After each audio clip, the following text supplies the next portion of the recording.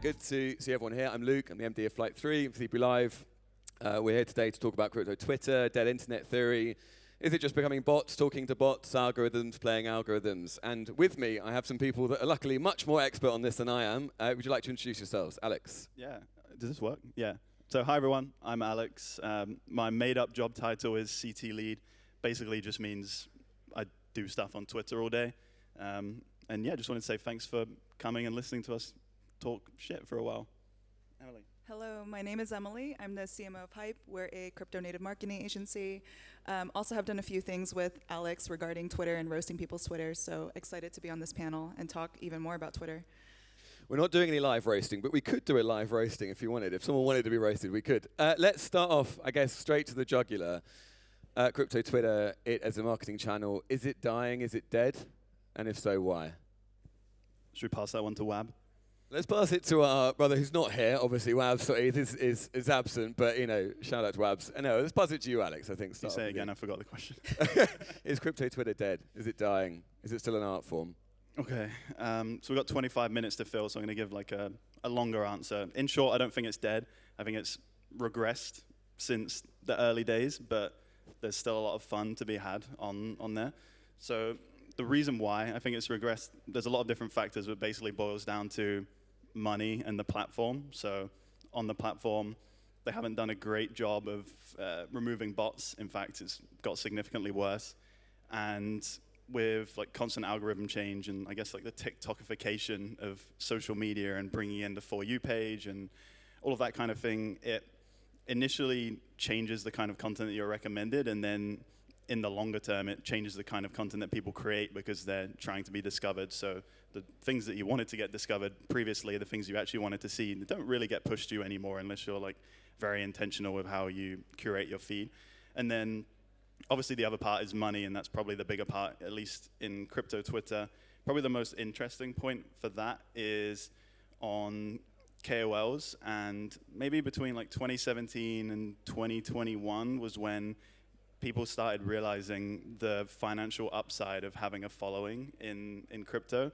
And that's when you started seeing a lot more LARPing, a lot more like intentional groups of people trying to grow followings and sell things. Some of them, you know, more ethical than others. But as more and more people started trying to take advantage of that, it just became like a race to the bottom in terms of the type of content that you're seeing, basically. And then obviously there's a number of other monetary factors like monetization on Twitter also incentivizes engagement farming. You've got things like airdrop farming and then later InfoFi. That obviously changes the way that people post content. My opinion on that is that the worst content that's trying to farm airdrops or farm InfoFi isn't actually doing a good job at it. So like the content that actually works is fine, but the people that are trying to do it and don't understand how to do it is probably like the 90%, and that's what's clogging up the feed with people trying to chase these things that doesn't actually work. And yeah, I mean, that's pretty much it. What do you mean they're trying to do it and they're kind of failing to do it? Just on that point, you mean they're kind of just copy pasta? Well, yeah, I mean, it's an attractive thing to try and get onto a leaderboard and get a few $1,000s just for posting stuff on Twitter. So. And it's also obviously not clear exactly how it works, and it's also quite hard. Like you do need to create genuinely good content to try and get on those leaderboards or to get monetized on Twitter or whatever. So I think the majority of people are trying their hardest, or some of them are just posting AI slop and trying to do it, and it clogs up the feed, but that's not what actually is ranking and getting money. But that's what people associate with InfoFi and stuff like that, because it's obviously related to it, but it's not actually being rewarded, even though they think it might be. Yeah, I was going to say Twitter is more alive than ever with a lot of bots. I don't know how your posts go on your personal page or on Coinbase, but anytime I post something, it's instantly like self-validating bots, and they're all really positive, so they tend to agree with everything you say.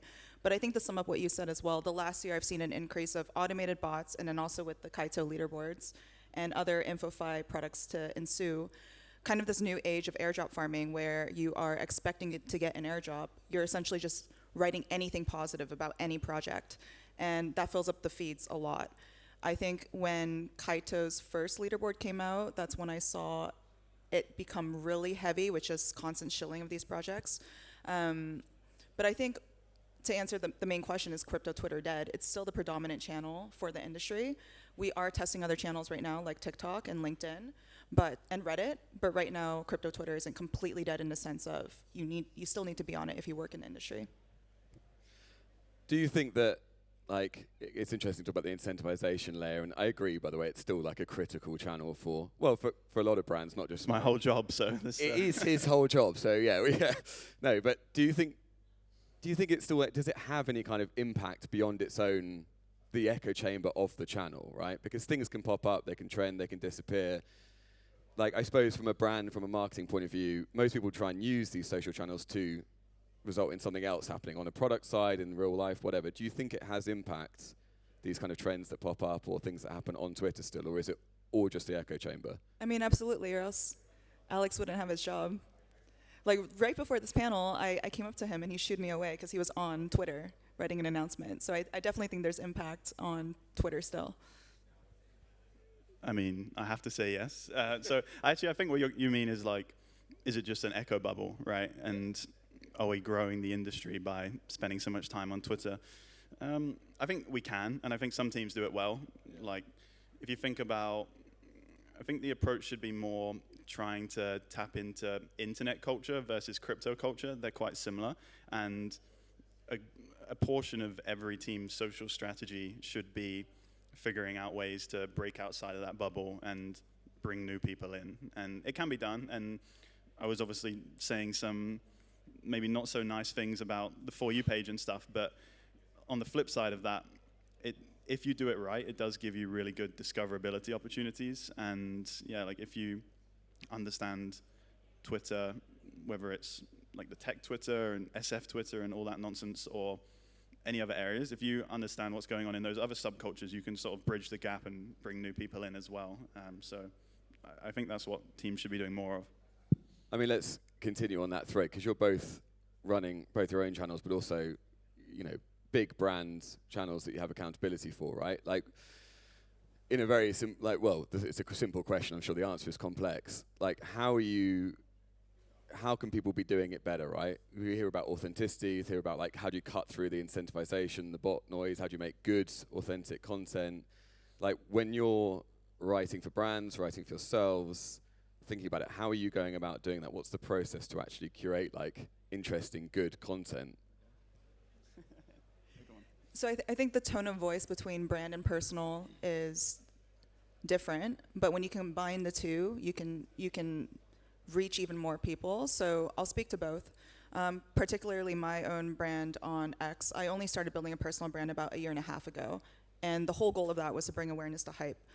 The first few tweets that took off were really about crypto marketing, and I included a lot of screenshots of data. It kind of built a niche, and now I'm at a point where there's enough escape velocity on my profile where I can include some personal life tweets here and there, or talk about things outside of crypto Twitter, but still within the industry. All of it lends to hype. And now we're also doing a lot more types of posts where team members get involved to also discuss their niches or expertise, whether that's AI or if they're specifically doing TGE marketing. So you can create different pillars with your team. I think brand marketing on crypto Twitter has changed a lot as well. So this time last year at Zebu Live, I remember the meta back then was everybody was making a mascot, and so many metas have changed since then. It went into founder branding, and then AI agents, and then there's the intern accounts. I think there is a blend of how do you fit into internet culture and crypto Twitter culture while also still having a brand voice and mixing that in. And it also depends on the stage of your brand as well as what lift you have from the team as well. Probably the only thing I would add is most teams, I think it's only natural, treat social media like a distribution channel. We're doing this, we need to tell people about this, do marketing, post a tweet, whatever.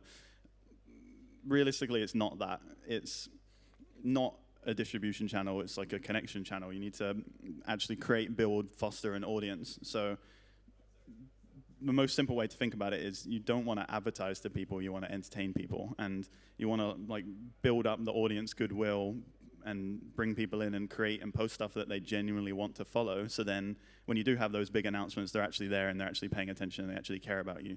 And yeah, to what Emily said, you know, you need to have a deep understanding of the audience and put in the time and work with your founding team or whatever it is to figure out where your risk tolerance is and how you're going to represent the brand. But yeah, at its core, you need to be creating new content that's actually interesting outside of anything the business is doing, but it's like tangentially related to the space that you're in.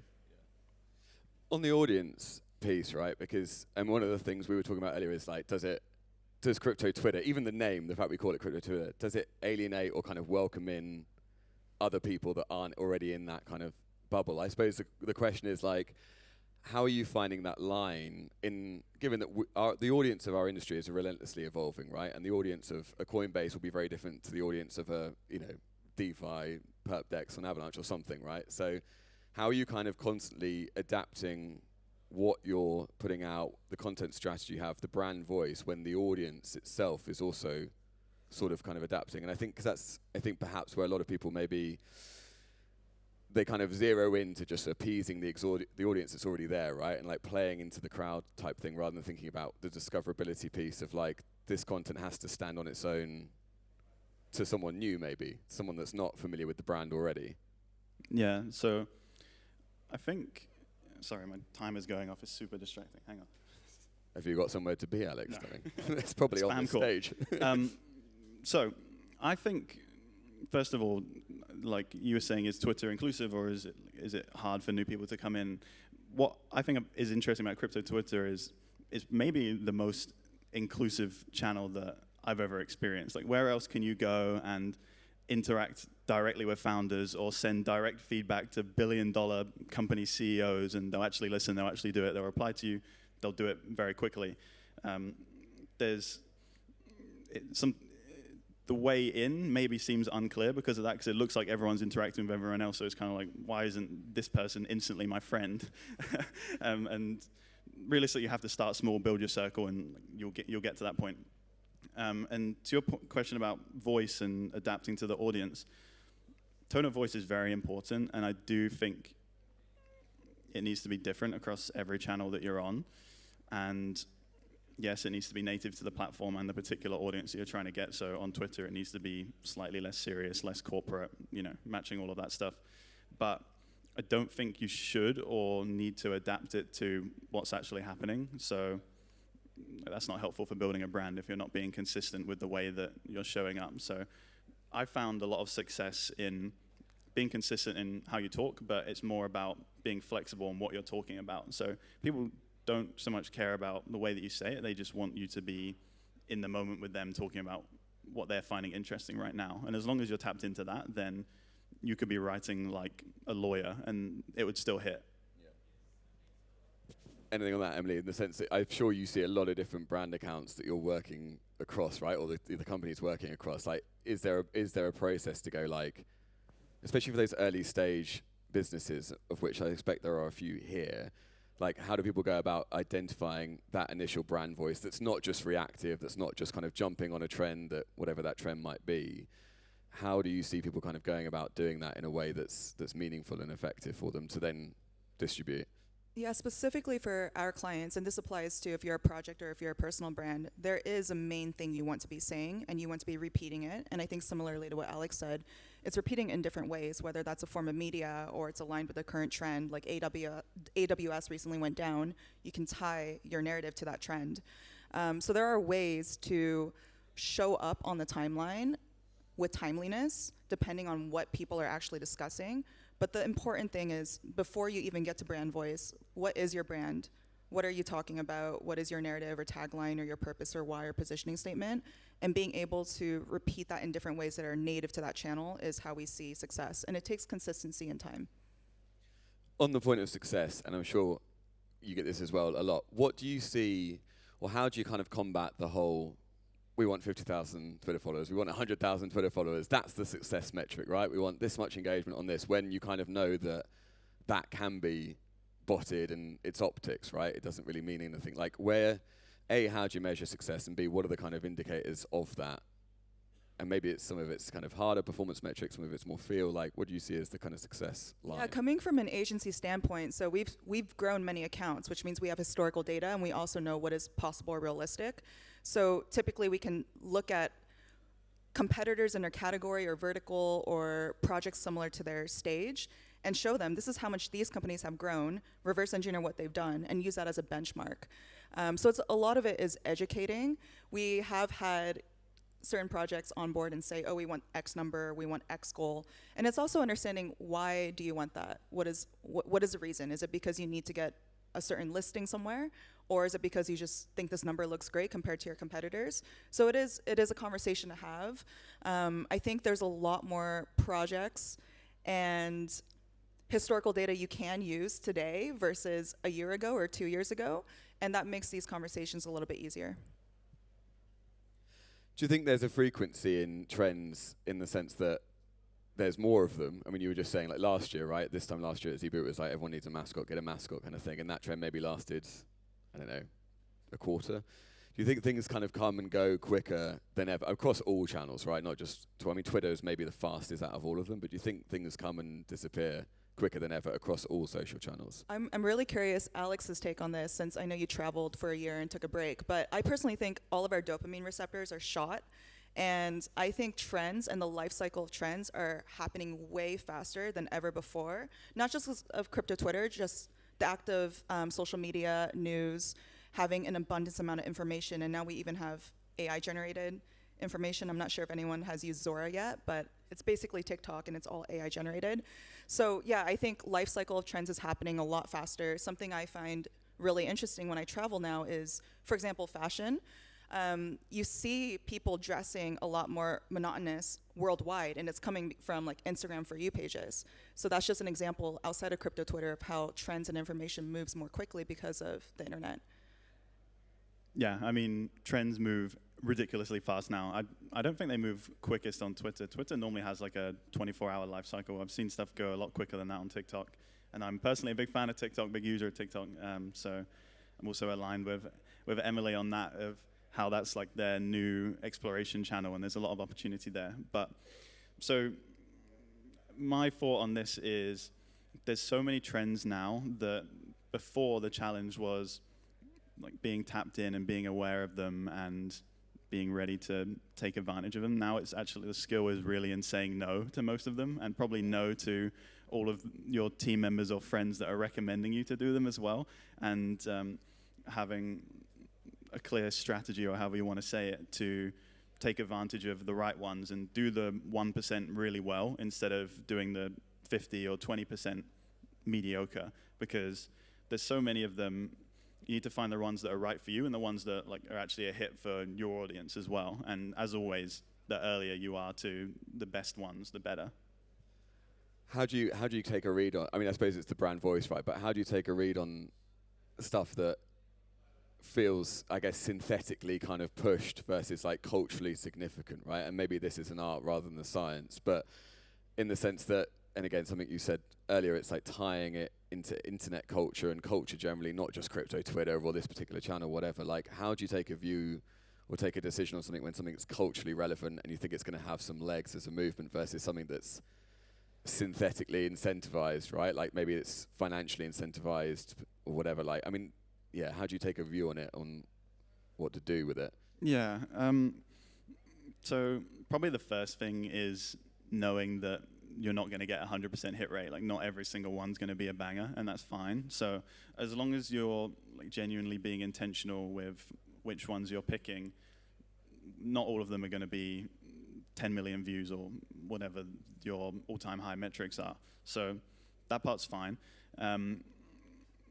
The art of it really is spending too much time on social and just like seeing these things develop, and you do kind of develop a second sense for whether people will find this fun when it becomes bigger, and also whether the right people are getting involved in this as to where it's becoming high signal. So yeah, generally it's stuff like the type of accounts they're engaging, like are they high influence or are they connected, and maybe like the volume trend as well. So, you know, if it keeps accelerating and more people are doing this thing every hour, then that's a good signal as well. But Yeah, I don't worry too much about that. Like, at least from a privileged perspective of representing a big brand, it's more about finding the right fit rather than finding the moment that's going to be the biggest, because we think about it as like taking that and making it our own, like finding a different spin on it that makes it the Coinbase way, and it's slightly different to the way you would have seen other people approaching that trend. So as long as we can do that, it feels safe, it feels on brand, then yeah, I would prefer to pick something like that rather than one that's absolutely running but just doesn't fit our normal style. Just to expand off that, I think that's a really good point to bring up, especially for anyone that is building on socials or looking to grow their socials, is that it's really forgiving. Like the fact that all our dopamine receptors are shot and our attention span is so short means that if you post something and it doesn't get a lot of reach, you can try again tomorrow or in a few hours. And like, what was the drama last week? I think it was Redstone CMO. That was yesterday. I don't even. It was 20 minutes Yeah, ago. but that was taken over by Kobe and Up Only. So the point is these things move so quickly. To your question about if it's an art or science, I was trying to think if there is a way to codify or if there's a framework, but I think similarly you just need to lock in and scroll the timelines. I will say there are certain trends that you just instinctually know the audience of crypto and crypto Twitter. And for example, like, I don't know, when Taylor Swift's album came out, it's not really a narrative that would work on crypto Twitter, for example. So just understanding the audience clearly helps too. And that comes from interacting with your users, being on crypto Twitter, coming to these conferences, and also seeing what are voices on the timeline that get a lot of reach. Let's talk more about the fact that we're all kind of dopamine addicts / deficient / developing kind of ADHD and all this kind of good stuff, because I agree with you, across all channels at all time, we are bombarded with either completely meaningless information or very significant information, and we can't really tell the difference anymore. Like, without playing the futurologist game, what is the end state of that, right? So if we're on this kind of like arc of increasing speed, I mean, you're saying, you know, trends come and go under a 12, 24-hour window. I mean, that means it's surely very hard for new entrants, new brands to kind of cut through that kind of noise. But then B, where does it take us? Like, where's the end state? Are we just constantly consuming information that we can't differentiate as important or not important, or where are we heading, Alex? Good question. Are we going to be okay? Yeah, I don't know if I'm technical enough to answer this. I don't know where the social platforms are going to go. I definitely don't know what the trend of AI and how it's going to be used is going to be. So in that end, it's a non-answer. Like, simplified how I think about it is it's going to get worse before it gets better. I expect at some point there's going to be some kind of innovative social solution that will be able to filter out a lot of the nonsense and feel more real again. In the short term, we're going to have to keep fighting against the increasing amount of low-quality content, bots, AI, whatever. So just got to hang in there and, you know, keep finding what our edge is, which is genuinely being interesting and still having the creativity and uniqueness, I suppose, because, you know, AI hasn't caught up to us on that yet. I think we should talk a little bit on what is good versus bad content, because a trend I noticed, for example, is when different mediums pop up. Let's just use Twitter, for example. So when Spaces became a trend, everyone's doing Spaces, and now we have videos and live streams, and now everyone's essentially, a lot of people are making video-related content. But the way you really stand out is the substance of the content. So for example, if we just talk about airdrop farmers, they're typically always posting positive reviews about projects, and right away that removes the critical reasoning and also removes the lack of trust. So I'd love to hear you expand on what good content means. But to answer your question, I think I'm personally, like, the things I invest in are health tech, so I'm really bullish meditation. I think more people should meditate. But at the same time, I've invested in projects like Euphoria, where it's gamified options trading, because I know these things will be extremely addicting. So I think we actually go down two paths where we're seeing it now. Like, the more screens there are, the more people are spending time online. But we also see in real life communities being built. So I'm just a person that believes in having options and exercising free will, whether you go down the path of meditating or being fully locked in on Twitter, or maybe both. That's up to the person. But the way technology is progressing is more time being spent online is expected, unfortunately. Yeah, so just to answer your question about what is good content, I guess it's easier to think about a specific example rather than give you like high-level thoughts on what it looks like. So I think there's been a number of breakout creators over the last year. One of my favorites, ICO Beast, he's obviously been running it up on Kaito. And without mentioning any specific projects, leaderboards, but he did a really good job of topping those leaderboards all the time, and while posting content that was neutral, sometimes positive, sometimes negative, and it was just like, you knew that that was genuinely what he thought, and you knew that he was genuinely using those products and like giving them feedback and just actually taking part in the ecosystem. And it just came through as super refreshing, and that's why he ran up a following so fast. There was obviously other elements into it as well, but like for me, that was the core thing, is that he was actually a real person, and people want to connect with people. And if your posts don't feel real, or if you're not posting pictures of the food that you ate last night, or any of these things that help give people an insight outside of you trying to promote yourself or trying to promote your business, then it just doesn't really land. So I think good content is very, very subjective, but it's mostly about it actually being real and true to you if it's personal, or true to the brand if you're doing it on behalf of your company. And you know, I think you have to be relentless in testing to get to the point where that actually works, and keep fighting yourself to try and avoid posting stuff that's very generic and doesn't have any kind of like intrigue or edge to it. Can you leverage AI at all and still be human and retain that kind of human voice? Like, is there, you know, because I think a lot of people go, I'm going to get AI to write me whatever 40 tweets that I'm going to just schedule out, and I'm going to get some images made up and whatever, and that's kind of my job done, which is a volume game, right? But can you leverage the tools of AI and remain that human kind of personality piece? Yeah, so I kind of have a useless perspective on this to some extent, because so enjoy this. More useless the better, Alex. Because like Emily said, I like just got back from taking a year off, so I kind of missed the massive rise of AI in content, and you know, I wasn't in the arena, so to speak, when that was happening, so I wasn't riding the learning curve and really getting plugged in on how I should be using AI and how I shouldn't. So hopefully Emily will have a much more nuanced take, and I can learn some things from her. But I don't think you can output good, like start to finish content with AI at the moment. I personally haven't found it. I've seen some solutions that are quite useful, but it's not my preference to try and use them. So generally how I use it is early stage or to get past blockers. So I use it to help me brainstorm, basically. And, you know, I'm just trying to find the areas that I get stuck on or I struggle with, and use something else to help me get past those has been super helpful. And yeah, I like to, other than that, I like to do all the writing stuff myself. So I'll speak about the use of AI in context of, do I use it personally for my own account, and also how we use it with clients. So for me personally, I've tried using AI, but it just doesn't fit my own brand voice. And also the time spent prompting AI, I rather just type the tweet out.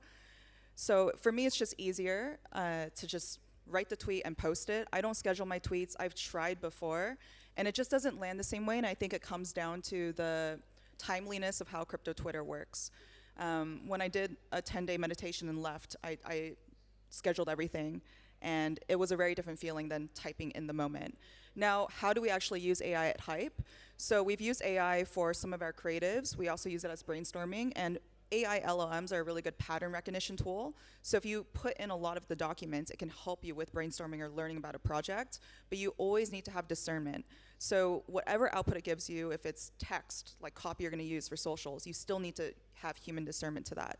When it comes to actual creative, so things like videos or images, we have used AI as output, but then there is a creative team that goes in and polishes it, whether it's professional sound design, typography, making sure that the storytelling, storyboarding, and prompting and scripting is all correct.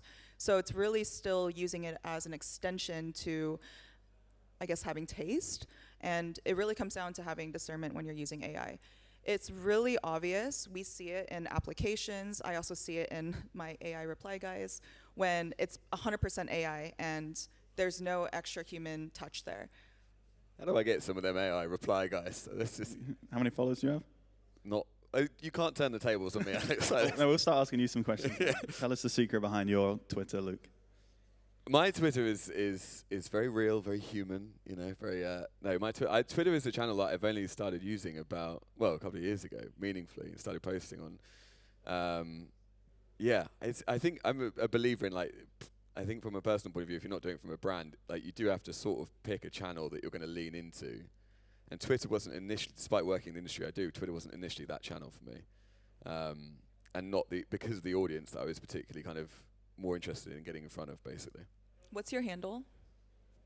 You're not going to live roast me, Em. Chillin'. No, everyone's going to follow you. It's going to be good. Oh, my handle. I think it's OXLCS, something like that. Yeah. I just see a row of people here on their phones, and I'm assuming they're all on Twitter because I know it's super addicting. So just reply to his latest tweet. So when he gets off stage, so I can get the endorphin hit. Yeah, you and have then some tweet more and then create more content that's just meaningless slop. That's what I'll do. Right. Okay. Good. Are you on that? Do you guys curate your feeds in the sense that like you're trying to do two things, both of you, right? You're trying to like have your finger on the pulse in what's going on in the noise of this industry, but also you want your feed to be like actual people that you know and like and follow and whatever. So like how are you curating, or are you kind of keeping it open? So I have two specific folders. I'm mainly on my own feed because usually the people that I interact with, I think it's curated where I tend to get what's trending. But I do have two additional folders. One is called Crypto Whistleblowers. So it's just all of the most critical voices of crypto, and there's probably like 9 people on there, and then another is just like a trading list. Oh, wow. Yeah, I actually need to do a better job at this. I think I've been kind of lazy, and as the algorithms deteriorated, I've lost a little bit of signal, which hasn't been particularly helpful. But yeah, like Emily said, I'm mostly just actually almost totally just live on my feed, and I think it optimizes like based on what you're looking at, who you're replying to, stuff like that. So I'm very intentional with who I follow, who I reply to, what tweets I like, which helps optimize it to an extent. But Elon keeps pushing me his own tweets and a bunch of other nonsense, which doesn't help. But more recently, I've had to turn on notifications for a few different people just to stay in the loop a little bit more, which is kind of annoying because you get pinged all the time. But I haven't designed a better solution yet. Have you got notifications on for me or Emily, or? No. Right. Final piece. We've got 30 seconds there. Final piece of advice to the audience of people trying to, well, it could be anything, right? Meditate more, do this brand strategy. Final piece of advice to people kind of trying to survive, push through, create brand voice and impact in an increasingly, because I think we're all aligned that it's still very, very important, all of these channels, particularly Twitter, but it's increasingly saturated with volumes of noise. So final piece of advice to people trying to stand out in that kind of sea of same.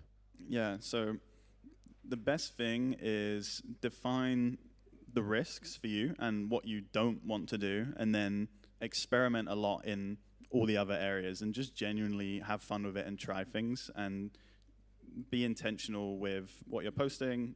Like actually look at the data. You don't have to, look at graphs and stuff, but have a general pulse on what posts are working, what posts aren't, and keep optimizing towards the things that do while maintaining your character. And yeah, just be real, have fun with it. Yeah, I think if you're building a business, you're taking a bet. You're taking a bet that this is something the world needs. So very similarly, just taking that bet and starting to post on Twitter. So even posting your hottest take on why your business deserves to exist is important, and from there you need to be consistent. So it's not a one-time thing. You need to post consistently, and then maybe also engaging with people that are working in your vertical or even against your vertical. I think that question though of defining your risk, who you want to attract and who you don't want to offend, is also important. I love that. So everyone should send a tweet now. Why does their business deserve to exist? It's great. Love it. Amazing. Right, Emily, Alex, thank you so much for your time. Audience, thank you. Cheers. Enjoy the rest of your time.